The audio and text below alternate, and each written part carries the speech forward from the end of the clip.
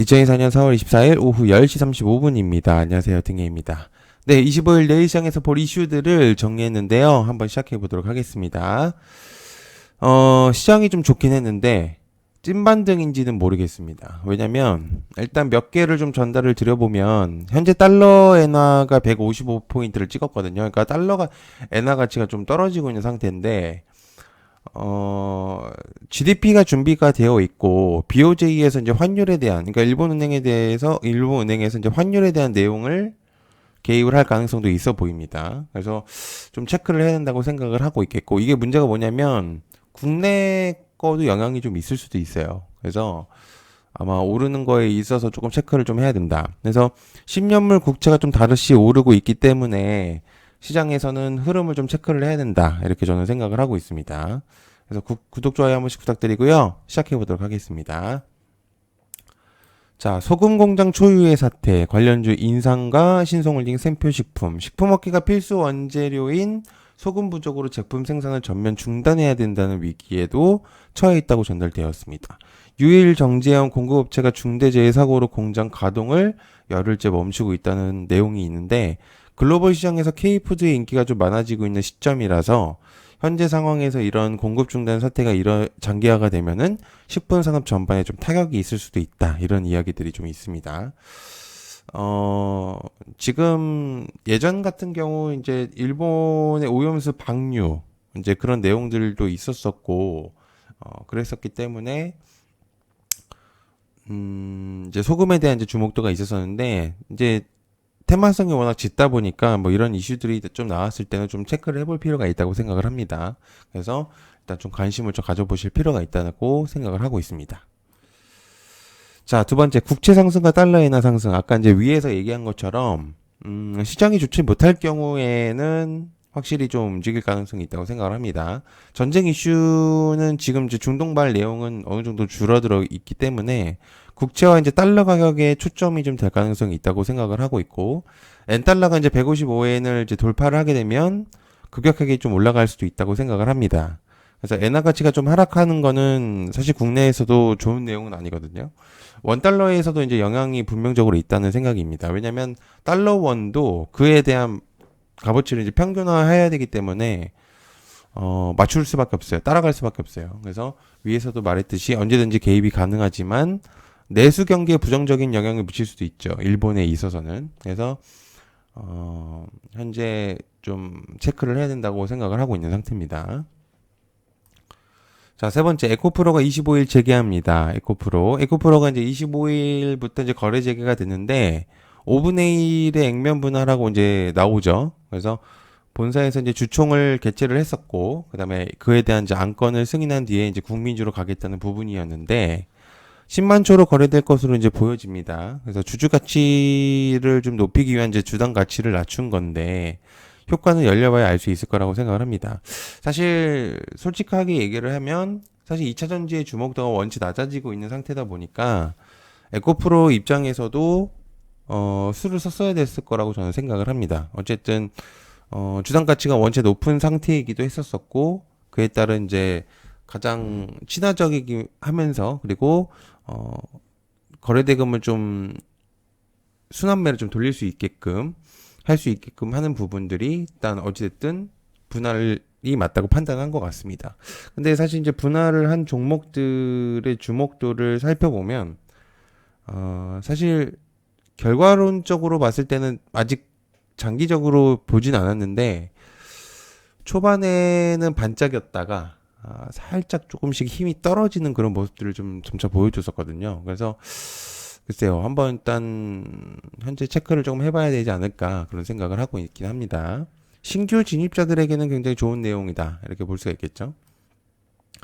자, 불붙은 롯데손보 인수 관련주 롯데손해보험 손해보험이 인수 전에 이제 운용사들과 글로벌 사모펀들이 이제 붙고 있는데 우리금융 지주도 롯데손해보험 인수전에 뛰어든다고 합니다. 그래서 매각주관사인 JP모건이 23일까지 이제 인수 이양서 마감 결과를 이제 국내 금융지주와 그다음에 이제 프라이빗 에퀴티, 그러니까 PE라고 불리는 곳 대거 인수 경쟁에 참전한 것으로 이제 보여지는데 신한 쪽하고 하나금융지주는 아마 예비 입찰에 참여를 안 하긴 했지만 잠재 후보군으로 뽑혀 있을 겁니다. 그렇기 때문에 언제든지 다시 참여가 가능한 곳이라고 볼 수가 있기 때문에 현재 좀 열려 있죠.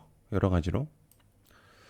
자, 다섯 번째. 미 상무부 리스크5 기술 안보 심사 관련주 자람 테크놀로지 파두. 미국 상무부가 이제 중국 오픈소스 반도체 설계 아키텍처 리스크5를 사용하는 것이 이제 국가 안보에 미칠 수 있는 영향을 심사 중이라고 밝혔습니다. 그래서 영국 반도체 ARM이 관련 시장을 사실상 독점한 관계에서 리스크5를 특정 기업이 이제 소유권을 갖지 않는 오픈소스란 이유로 큰 관심을 받아왔는데, 알리바바나 이제 중국 주요 기술 기업들도 이 기술을 좀 활용을 했죠. 즉, 미국은 중국에게 다시 견제성의 내용을 전달할 것으로 보여지기도 하고, 그렇기 때문에 현재 체크를 해볼 수가 있겠습니다. 어쨌든 지금 미국과 중국의 사이는 저번에도 얘기했지만 날이 갈수록 계속 좋아지고 있진 않다. 그렇죠? 그래서 서로 가장 강력한 무기들을 계속 꺼내고 있기 때문에, 특히나 이제 미국은 중국에 사실 의존도를 많이 갖췄었죠. 반도체 섹터로서만 생각을 했을 때는. 그래서 그런 부분들을 사실 보조금으로 우리나라와, 그러니까 이제 대만이라든지 이제 그런 부분들을 조금 흡수를 하려고 하는 그런 목표가 있었고, 어쨌든 그런 부분들이 미국의 입장에서는 나쁘지 않고 그에 대한 이제 대가성을 지불을 하고 있고 지원을 하겠다, 이제 그런 목표를 가지고 있죠. 그러니까 사실 중국에서 가지고 오고 있는 그런 부분들을 조금 제하고 하겠다, 이런 부분들로 보여지죠.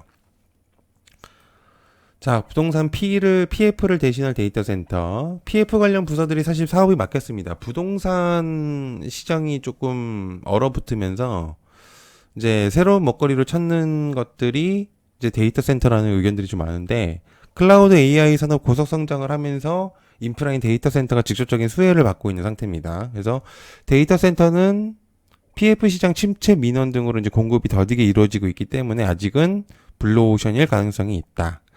사실 이거를 엮기에는 조금 과포장이라고 생각하거든요. 어쨌든 부동산 PF와 데이터 센터라 이렇게 좀 연관을 지을 수가 있는데, 그러니까 쉽게 생각하면 저 자금들이 이쪽으로 몰릴 가능성이 있다라고, 그러니까 투자 가치를 체크를 해볼 수가 있다고 생각을 하면 될 것 같아요. 그래서 이제 그런 부분들로 생각을 하시면 될 것 같습니다. 자, 83만 장 마동석의 범죄도시 보. 24일날 이제 개봉한 범죄도시가 이제 83만 장이라는 역대급 사전 예매량으로 청신호를 밝히고 있다고 하는데, 파묘를 이어서 가장 기대감 있는 영화로 뽑히고 있죠. 그래서 큰 무리가 없다면 1000만 돌파는 되지 않을까라는 누리꾼들 의견들이 많습니다. 파묘도 사실 파묘 때문에 쇼박스도 조금 혜택을 많이 봤었죠. 그죠? 주가에서도 그랬고. 그래서 이제 관련주에 대한 이제 움직임이 좀 있긴 했었습니다. 자, 그 다음에 청주에 20조 쏟아붓는다. SK 하이닉스 초강수 관련주 SK 하이닉스 한미반도체 테크윈 고영 사피엔 반도체 DIT. SK 하이닉스 실적 발표가 이제 준비가 되어 있죠. 그래서 차익 매물도 사실은 생각을 해야 됩니다. 사실 결과 발표가 나올 거니까. 그래서 아무튼 SK 하이닉스가 20조 원을 투입을 해서 충북 청주시 낸드 플래시 생산 기지에 디램 공장을 짓는다고 했는데, 낸드 플래시 공장을 추가하려던 당초 계획을 접고 디램을 생산하기로 했습니다. AI 붐에 목표를 둔 게 아닌가라는 생각을 하고 있습니다. 일단 고객사가 SK 하이닉스는 너무 빵빵하기 때문에, 그래서 일단 아마 빅테크들의 수요를 따라가기에는 확실히 좀 여러 가지를 좀 많이 준비를 해야 될 거예요. 캐파들을. 그래서 이런 부분들이 아마 영향권이 있지 않을까. 확실히 이제 그 고객사들 큰 부분들이 좀 많이 붙고 있는 상태이긴 하거든요.